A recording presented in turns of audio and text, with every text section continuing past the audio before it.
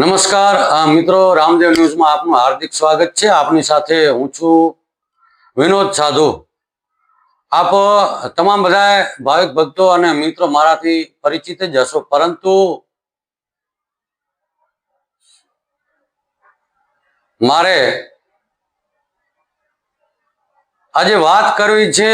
હું વારે વારે બોલતો હોઉં છું, કારણ કે રૂડો અવસર મોગલકુળ બાપુ ચારણ ઋષિના ઘરે આવ્યો છે। 2 દિવસ કબરાવ પ્રોગ્રામ છે અને એ સમગ્ર કાર્યક્રમની અગાઉ પણ મેં વિડીયોમાં આખી વિગત આપી દીધી છે। અને આપણે આરતીમાં બેઠા હોય ત્યારે સાંભળતા હોય છે કે રૂપિયો એક ન ધરાય, મેળો મોગલ નો ભરાય। એટલે આ ધામની અંદર એક પણ રૂપિયો લેવામાં આવતો નથી, પરંતુ જે અત્યારે નાગાજણ આપા, નાગરાજ બાપુ, નાના બાપુ, જે માણસ કે જો મિત્રો, અહીંયા એક શ્રદ્ધાની અને વિશ્વાસની વાત છે કે તમે કોઈ પણ કાર્ય નિષ્ઠાથી અને શ્રદ્ધાથી કરો એટલે તમને અવશ્ય એનું ફળ મળે। એટલે કહેવાય છે ને કે શ્રદ્ધા હોય હું પુરાવો આપવાની જરૂર પડતી નથી। એટલે ક્યાંક મને પણ એવું લાગે છે કે અત્યારે જો બાપુ ધારત તો અત્યાર સુધી ખરબો અરબો રૂપિયા ભેગા કરી અને કોઈએ ન કર્યા હોય એવા દીકરાના લગ્ન કરી શકત, પરંતુ ક્યાંક કહેવાય છે ને કે જેટલો સંતોષ એટલી જ તમને સફળતા મળે। એટલે સંતોષ રાખવો દુનિયામાં જરૂરી છે। અને ક્યાંક ને ક્યાંક આપણે કહી શકીએ કે હું માંગુ અને તું આપી દે, એ વાત મને મંજૂર નથી।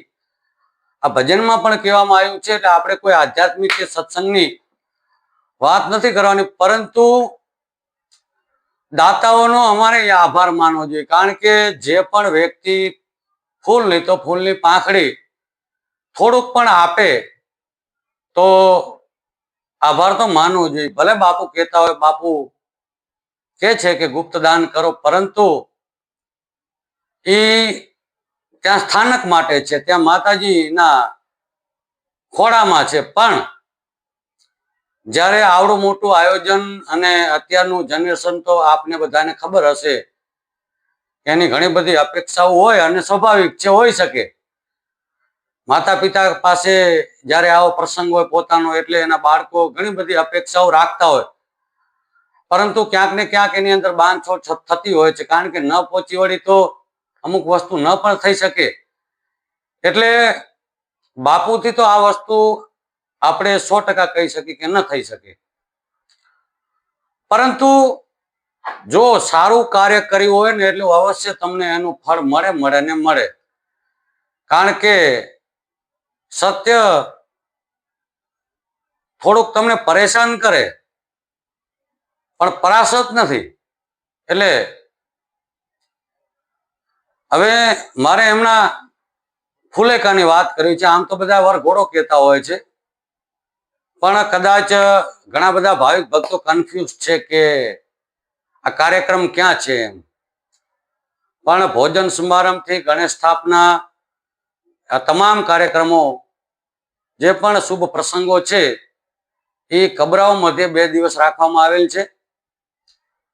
અને અગાઉ પણ મેં વિડીયો આપ્યો છે, એની આખી કંકોત્રીનું જે પણ શુભ પ્રસંગ છે એનું મેં વર્ણન એની અંદર કરેલું છે, હું બોલેલો છું। અને ફુલેકાની વાત આપણે કરશી, કારણ કે એની અંદર સ્થાનિક લગભગ આ જે નાના બાપુના લગ્ન છે એની અંદર સ્થાનિક દાતાઓનો ખૂબ મોટો સહયોગ છે। પણ એવા ઘણા બધા ગુપ્ત દાતા પણ છે, નામ તો મારે આમે જો કે નથી લેવું, કારણ કે સખત એમની લોકોની મનાઈ છે, પણ થોડુંક તો બોલવું પડે। એટલે એક ભાવિક ભક્તએ તો એમના જે સેવક છે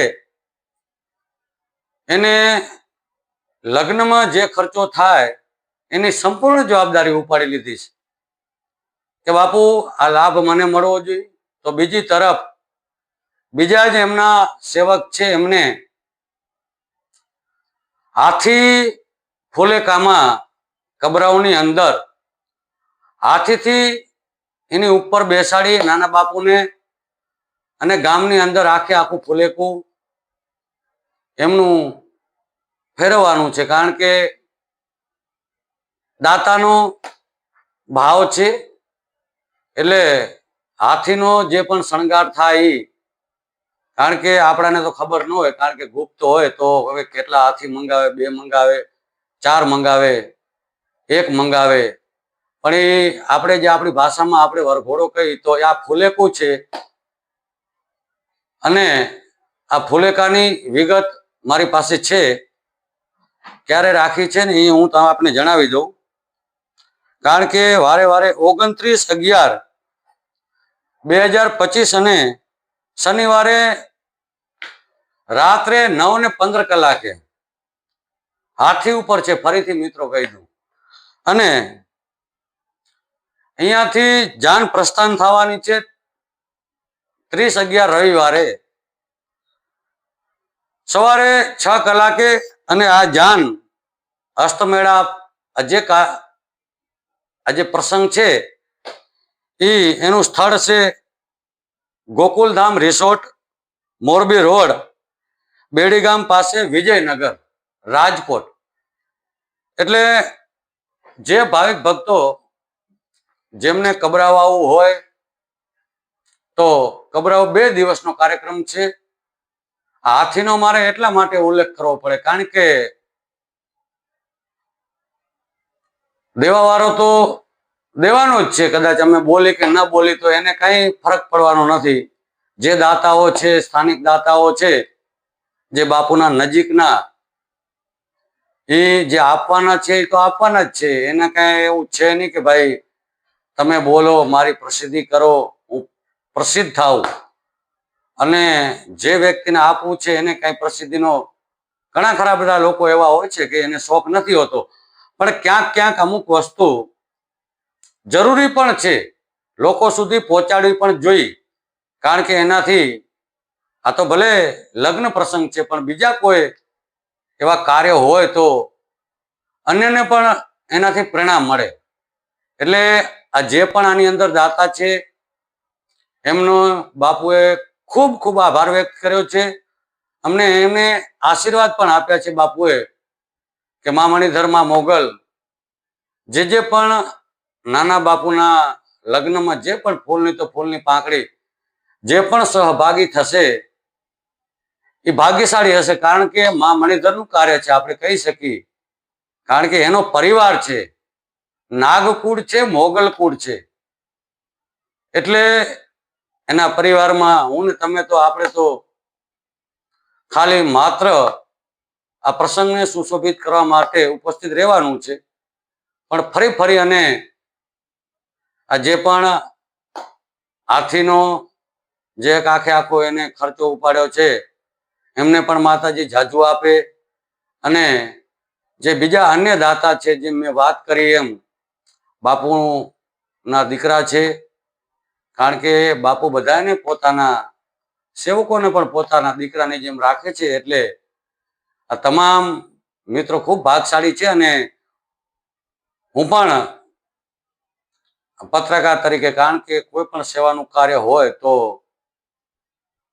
એને અવશ્ય બિરદાવવું પડે. એટલે આપણે બધા મા મણિધર મોગલને પ્રાર્થના કરશે કે જે પણ આની અંદર સહભાગી બન્યા છે, જે ભાગ્યશાળી છે, એમને મા મણિધર જાજુ આપે. 28, 29 અને 30 તો નહીં કહું, કારણ કે 30ના ત્યાં કાર્યક્રમ છે, એટલે પ્રોગ્રામ. પણ અવશ્ય તમે પધારજો. બાપુનું ભાવભર્યું આમંત્રણ છે. બાપુ વારે વારે, અને આવતીકાલે મંગળવાર છે એટલે કદાચ બાપુ લાઈવ પ્રવચનમાં પણ આપને આમંત્રણ આપવાના છે. કારણ કે દીકરી તો એને પ્રાણ વાલી છે. એટલે દીકરીઓ તો બાપુને અધડક છે. તમામ દીકરીઓને બાપુ કાલે એમના મુખેથી આમંત્રણ પાઠવવાના છે. એટલે તમામ ભાવિક ભક્તો જેમનાથી પહોંચી શકાય, તો આજે આ વિડીયોની અંદર મેં એટલે ચોખવટ કરી છે કે 2 દિવસ કબરાવ ગામ મધ્યે અને 1 દિવસ ગોકુલધામ રિસોર્ટ રાજકોટ, જે વિજયનગરની વાત કરવામાં આવી, ત્યાં એમનો હસ્તમેળાપ છે. તો તમામ ભાવિક ભક્તો અને બાપુનું આમંત્રણ છે એટલે તમામ ભાવિક ભક્તો આ શુભ પ્રસંગમાં પધારજો. જય મોગલ, જય મણિધર, જય વડવારી.